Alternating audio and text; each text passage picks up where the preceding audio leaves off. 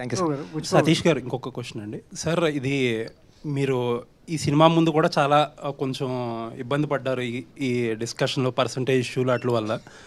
దాంట్లో భాగంగా ఈ సినిమాకి ఆల్మోస్ట్ 350 కోట్లు అయిందని చెప్పి బుచ్చిబాబు గారు కూడా అన్నట్టున్నారు ఈవెంట్లో, విజయవాడ ఈవెంట్లో. సార్ ఒక కొత్త ప్రొడ్యూసర్ కాకపోతే మీరు చాలా నాళ్ళ నుంచి ఇండస్ట్రీతో క్లోజ్గా ట్రావెల్ చేస్తున్నారు, ఇప్పుడు 2 పెద్ద సినిమాలు చేస్తున్నారు.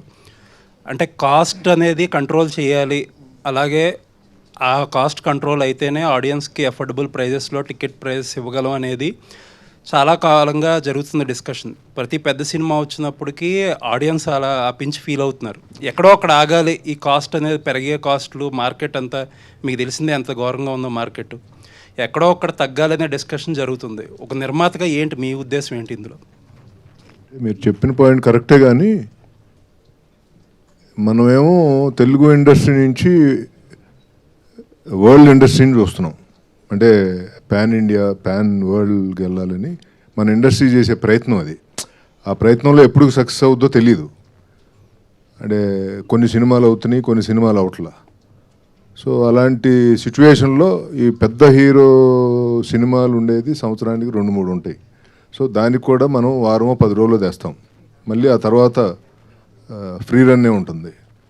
సో ఇది కొంచెం డిబేటబుల్ పాయింట్. ఇది ఆ సినిమాని ఖర్చు కంట్రోల్ ఎంతవరకు చేయగలం అంతే చేయగలం. అంటే మనకి ఇంత అద్భుతంగా కావాలన్నప్పుడు డబ్బు ఖర్చు పెట్టాల్సిందే. అంటే మెజారిటీ అంతా రెమ్యూనరేషన్లో, ఆర్టిస్టులు కూడా డైరెక్ట్ ప్రతి చిన్న క్యారెక్టర్కే ఒక నోటబుల్ యాక్టర్ ఉండాలి. అది చాలా తప్పండి, చాలా తప్పు జనాల్లోకి తీసుకెళ్తున్నారు రెమ్యూనరేషన్స్ అనేది. అది 100% తప్పది. సో అదేం కాదు. అంటే పెద్ద మెజారిటీ 350లో ఎంత పర్సెంటేజ్ రెమ్యూనరేషన్ ఉండొచ్చు అండి, ఎంత పర్సెంటేజ్ మేకింగ్ ఉండొచ్చు? పర్సెంటేజ్ అడుగుతున్నా, లెక్కలు అడగట్లా. 60% సినిమాకి ఖర్చు అయింది, రెమ్యూనరేషన్కి 40% అయింది. ఇది కరెక్టు, బట్ అది నరేటివ్ ఏమో డిఫరెంట్గా వెళ్ళుద్ది. ఎందుకంటే మనం సినిమాని అందరం నమ్మి సినిమా మీద అవుట్ అండ్ అవుట్ ఖర్చు పెట్టుకుంటూ వెళ్ళాం. ఎందుకంటే ఇలా ఉండాలి, అలా ఉండాలి, ఇది మంచి సబ్జెక్టు, జనాల్లోకి తీసుకెళ్లాలంటే ఇలా ఉండాలి, ఇలా ఉండాలని మనం ఎక్కడ కాంప్రమైజ్ అవ్వకుండా ఖర్చు పెట్టాం. బుచ్చిబాబు గారు, నాది కూడా అదే రిలేటెడ్ ప్రశ్న సార్.